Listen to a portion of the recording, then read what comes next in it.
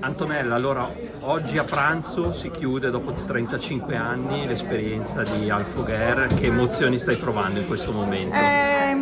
Grandi emozioni, no? Un po' non me l'aspettavo, un riconoscimento così grande dai clienti e tante persone, insomma, che mi Sono hanno venuti a voluto. trovarti anche quelli Molti, di vecchia data. vecchia data, e ho avuto anche chiamate, riconoscimenti di persone che non hanno potuto venirmi a salutare, da persone anche di un certo ramo, e ho ricevuto veramente molti Attestati di stima, insomma. sì, di stima, molti. Cosa farai adesso? Ti godrai la pensione? Adesso sì, adesso intanto mi fermo, ho dei progetti che sempre lasciati nel cassetto, andare via in bici, anche a leggere cose molto, e fare anche la nonna, perché ho i due nipotini che mi aspettano.